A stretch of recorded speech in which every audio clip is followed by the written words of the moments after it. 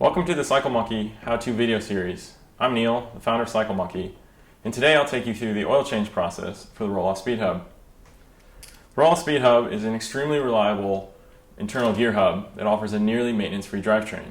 However, it does use an oil bath to lubricate the planetary gears and the hub shell bearings, and this oil needs to be changed periodically. Changing the oil will remove any moisture that may have gotten into the hub to prevent corrosion, as well as any contaminants that may have gotten in, which will keep your hub running smooth and most efficiently. Rohloff recommends that the oil be changed once a year or every 5,000 kilometers, which is 3,000 miles, whichever comes first. If you are a high mileage rider or you ride regularly in inclement weather, we recommend sticking to this recommendation more closely. The oil change process is very simple and can even be done with the wheel on the bike. You should expect about 20 minutes of work time, in addition to letting the hub sit to drain overnight. Before you get started, you'll need the following tools and supplies: a syringe, an oil filling tube, an optional new drain screw, 3mm Allen wrench, a container to collect the old oil, a clean rag or some shop towels, some Rohloff cleaning oil, and some Rohloff SPEEDHUB oil. We have all these supplies available for purchase at the Cycle Monkey web store. Oil is available as part of an oil change kit, which includes single-use bottles of cleaning oil, hub oil, one syringe, one filling tube, and one oil drain screw. The oil bottles are also available separately in the single-use 25 milliliter size, the 10-use 250 milliliter size, and the 40-use 1 liter size. The oil change process can be broken up into 3 different parts: cleaning of the hub, draining of the old hub oil, and refilling with new hub oil. To get started, we want to locate the drain screw, which is on the hub shell between the spoke flanges. You're going to rotate your wheel so the drain screw faces upwards. Take your clean rag or shop towel and wrap it around your disc brake rotor to prevent it from getting contaminated with oil.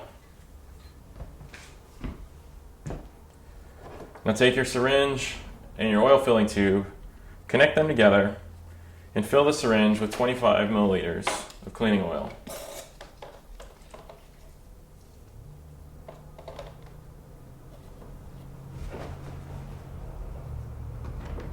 Now you need your 3mm Allen wrench. You remove your drain screw.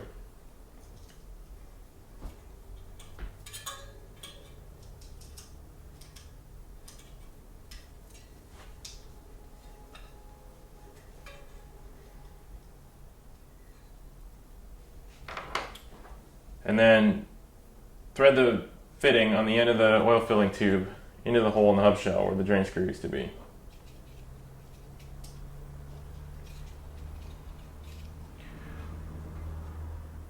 Once the oil filling tube is connected to the hub, you'll inject the 25 milliliters of cleaning oil into the hub shell, and then you want to pull 25 milliliters of air back into the syringe to equalize the pressure inside the hub.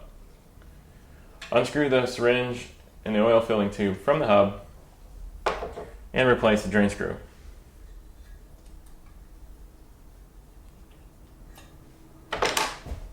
Wipe down any oil that may have spilled around the drain screw hole and remove the rag from the rotor. Now we need to circulate the cleaning oil through the hub to break up the old oil to allow it to flow better during the drain process, as well as break up any solid contaminants that may have collected inside the hub. Our preferred method for doing this is to head out for a ride, but you can also do it on the stand if you prefer. Pedal the bike forward, get the wheel moving, and then pedal backwards while shifting between gears 3, 5, and 7 for about 5 minutes.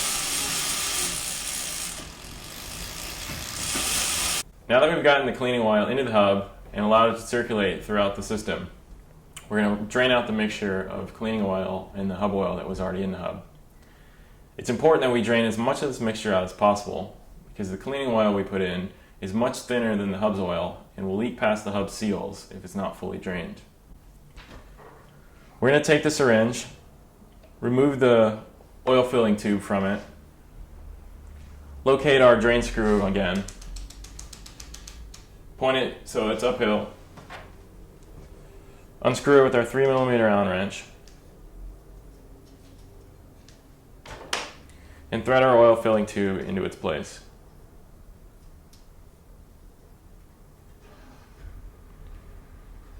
We're going to take our container to collect the old oil and rotate the wheel so that the oil filling tube points downwards, and position the container under the end of the tube. We recommend letting the hub sit to drain at least overnight, longer if possible, to guarantee we get as much of that thin cleaning oil out as possible. Note that the drain process is going to happen very slowly, and so you won't immediately see oil running out of the tube into your container.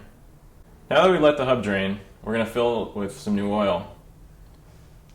Note that if you're using your hub in sub-freezing temperatures, you'll want to run a blend of cleaning oil and SPEEDHUB oil for better cold weather shifting performance.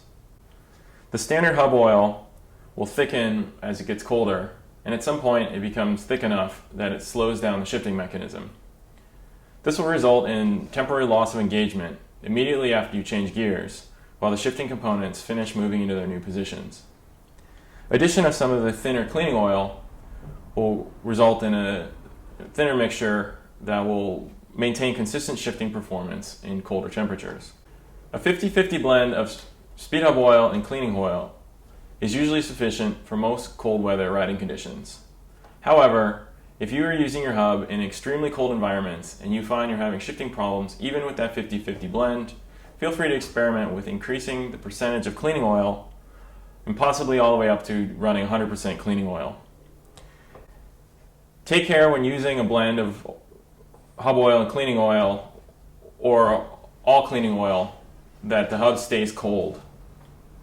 If you bring the bike inside and the hub warms up, that thinner oil mixture is then going to be very likely to leak out of the hub seals. We recommend trying to store the bike in a cold environment at all times while it has the oil blend inside of it. If that is not possible, try to keep the bike as vertical as possible so that the oil pools at the bottom of the hub shell instead of sitting against the oil seals. You may also put a towel under the bike just in case you do get some drips. Okay, now to the filling process. So you now have your old oil in the container. You can set that aside for a moment. We're going to rotate the wheel so the filling tube is pointing up. Once again, we're going to take our clean rag, wrap it around the rotor, and then we're going to unscrew our filling tube. We're going to connect the filling tube to the syringe again, and we're going to fill the syringe with 20 milliliters of SPEEDHUB oil.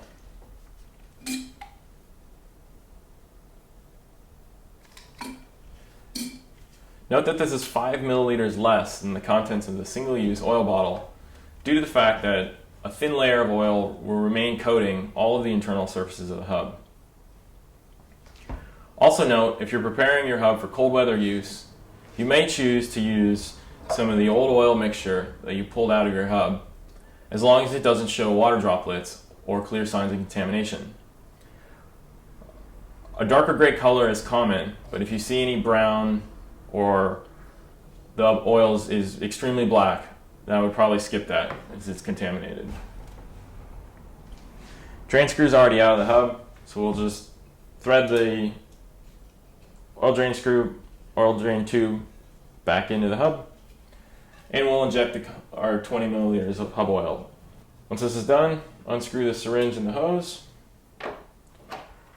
Either replace your existing drain screw or use your optional new drain screw.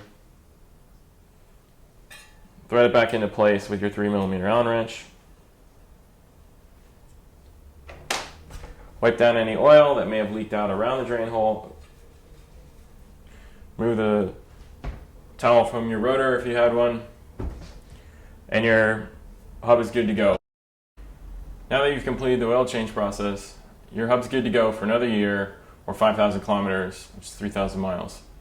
If you have any questions on this process or would like to learn more about our SPEEDHUB overhaul services, please feel free to contact us.